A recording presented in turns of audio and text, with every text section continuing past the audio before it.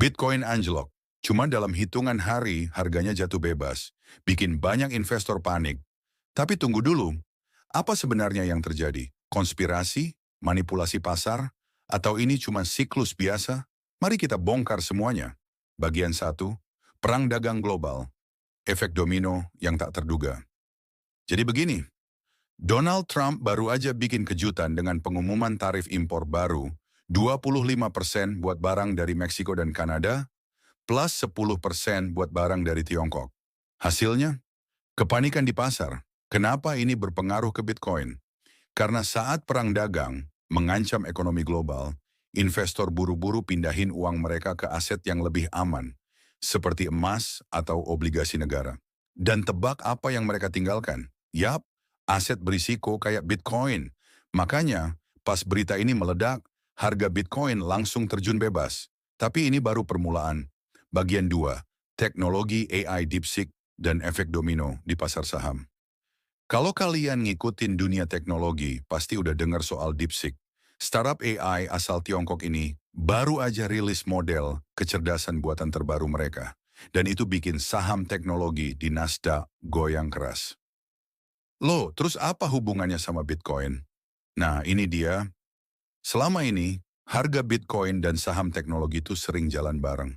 Jadi pas saham-saham teknologi ambles gara-gara investor takut pesaing, baru bakal mengancam raksasa AI yang sudah ada, Bitcoin juga kena imbasnya. Simpelnya, makin tinggi sentimen negatif di pasar saham, makin besar peluang Bitcoin ikut nyungsep. Bagian 3, aksi profit taking pasca halving, pola yang selalu terulang. Oke, sekarang kita masuk ke bagian yang lebih teknis. April 2024 kemarin, Bitcoin ngalamin halving. Momen penting di mana reward buat para miner dipotong setengah. Dan kalau kita lihat sejarah, sekitar 40 minggu setelah halving, investor mulai jualan buat ambil untung. Kapan itu terjadi? Pas banget akhir Januari 2025. Jadi, sebagian besar investor yang udah pegang Bitcoin dari harga rendah, akhirnya jual buat merealisasikan profit mereka. Efeknya, harga anjlok. Ini bukan pertama kalinya kejadian kayak gini. Coba cek siklus halving sebelumnya. Polanya selalu mirip. Bagian 4, Federal Reserve dan kebijakan moneter karena excellence. Terakhir, kita punya peran The Fed dalam drama penurunan Bitcoin ini. Federal Reserve memutuskan buat tetap mempertahankan suku bunga di kisaran 4,25% sampai 4,50%.